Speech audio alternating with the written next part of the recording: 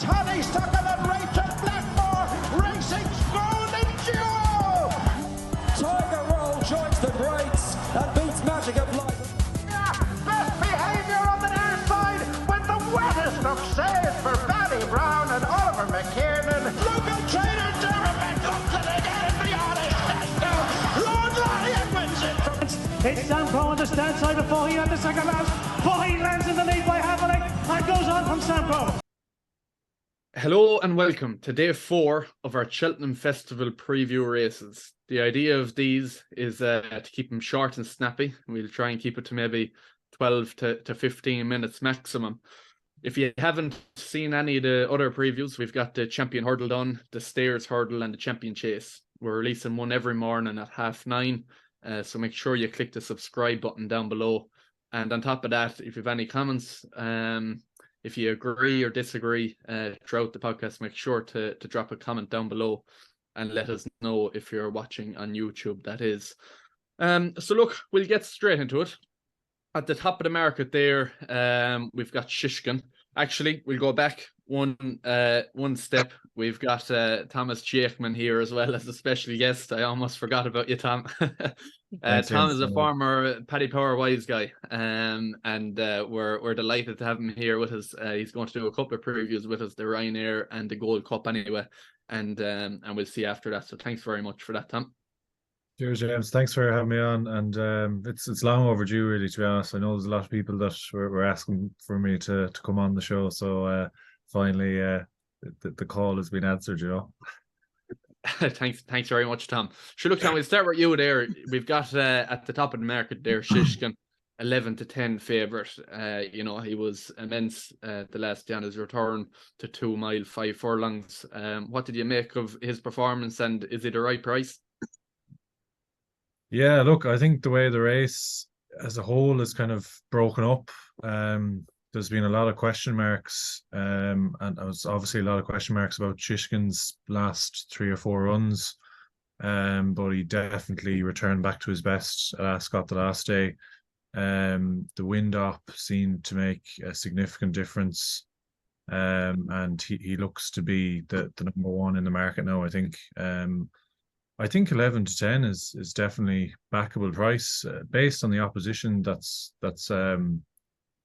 there in front of him. Based on the betting, I think it's a backable price, definitely. Yeah. I don't see much strength and depth in terms of opposition in what he's gone up against in previous years. So I think, you know, if you're to go through the rest of the fields, I suppose Blue Lord has flopped last time out in Leopardstown. There was a steward's report on that after the race and nothing showed up. He was scoped. So it's still unknown as to why he underperformed. And then a lot of the other contenders we've seen previously before, I can't see them getting the better of Shishkin if he's on his A game like he was in Ascot the last day. Yeah. So. Fair enough. Killian, what about you? Shishkin 11-10? Yeah, get stuck in, I'd say. He won't be beaten here. His mile is clear on ratings. Like he's rated £8 higher than Blue Lord. Probably should be a lot more than £8. Blue Lord's hardly a 166 animal. Like looking down, then like he's well clear. Look, you just hope that he doesn't throw out a stinker. I suppose that was his first run after wind surgery. Just hope he doesn't that completely didn't do the trick. But I think that like you look at the Tingle Creek, and I said it a few weeks ago here that. Like he was outpaced at the start, but he never stopped running. Like, you know, if his wind was that bad, he would have backed out of it. He would have gone backwards. If you watch him, he's actually going not terribly, and then he hits the pond fence and it knocks all his momentum out of it. But he keeps staying on, like, so he just doesn't look. I don't think he ever looked a proper 2 miler. So like I know he was winning, but it was stamina that was winning him these races, and like people saying. Go back to the Champion Chase. It's fucking outrageous. I'd agree with him. I think he's back. It's the wind operation. It's the kiss and spines operation as well. Like, you know, he was a savage 2 miler, won all around him. You know, beat top horses, Energamine, Granatine by 10 lengths. Like anybody at all who was put in front of him, you know, he made a show of him really. Like I think he's an unbelievable horse.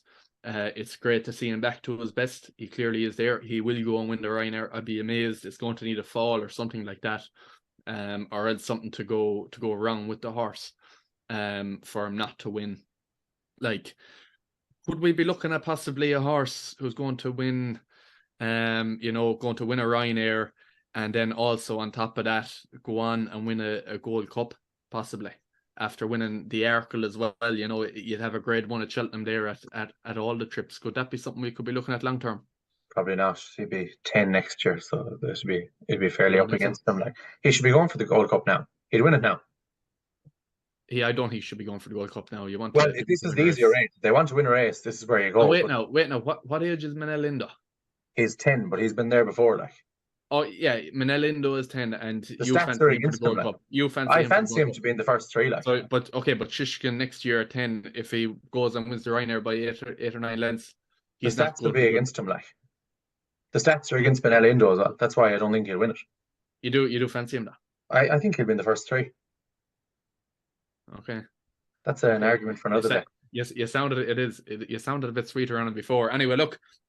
Back to the Ryanair, Thomas. Do you see anything else further down the field there? Like, we've seen a lot of all the other horses, and they just aren't up to Shishkin's level. Is it that plain and simple? Yeah, I think so. Yeah, like Envoy Allen is there. There's definitely a lot of kinks in his armor. Like Fury Road, is he even going to go in this? Do you think? Yeah, he'll run here. Gordon said, yeah. Yeah. Like, I think Fury Road is well held really at Leopardstown. I think Shishkin would have, I just can't see any other winner really, to be honest, than Shishkin. I was very, very impressed. It was a very dominant performance at Ascot, so. Yeah. And I just think this particular year as well is a much weaker category, like much weaker opposition, so. It's just 11 to 10. It's all about the ground as well. I know the heavy ground caught him in Cheltenham previously, so that's obviously another factor if it was to come up quite wet. But there's chances that happen there. No, yeah, I think they're watering over there already. Actually, I think they're having it unseasonably dry over there, so they're watering it already.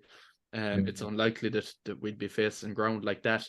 I suppose for myself, looking at it, it's obviously a huge shame that Allaho isn't there. If you were having Allaho against Shishkin now, you'd be having a fair race of it. But Janadil was second to Allaho last year, and there's no great shame in that. And he had a great return there at Goran last weekend, beating Hot and Colours and quite a strong field even behind that. So he'd probably be the only one, I think, that that could possibly put it up to him. But again, he's much more likely to be filling that second spot, and maybe that could be the forecast possibly. What about yourself, Killian? Who do you see coming second? Janadil, yeah. I think it'll be a similar distance back to second as it was last year, even more. He could win this by 15 lengths. Like, he could do what he did to Pictori to Janadil and Fury Road. That's very, it's very possible. I just hope it's not a really small field. I'd like to see 7-8 runners in it and get your 3 places on the day. I think for third, then, like, Fakir Juderie has gone so far backwards. You couldn't have him. In violin probably won't go, and if he does, he'll think the trip's too short at this stage. Don't like Blue Lord. French Dynamite, Gala and Hitman. French Dynamite's still a small bit unexposed, I suppose, at the top level. Like, he could easily run into a place. Thought he ran a really good race at Christmas in the Saddles. Then last time behind Hot on Colours, like, he just throws in one bad jump and it sort of ruins all his momentum. He's a really good jumper, but it's just sort of one mistake just sort of seems to kill him. So if he could put it all right, he'd have a chance. Gala, I know he's only rated 148, and he should probably be going to a handicap, but you wouldn't know. Like, he's only 7. He's very lightly raced. He could fill a place, and the same with Hitman. Hitman's only 7. I don't particularly like the horse that much, but he might have a small bit more improvement against horses like that are regressing a small bit, like In Violin, Fakir Juderie. So maybe that's it. Yeah, I think that's all fair enough.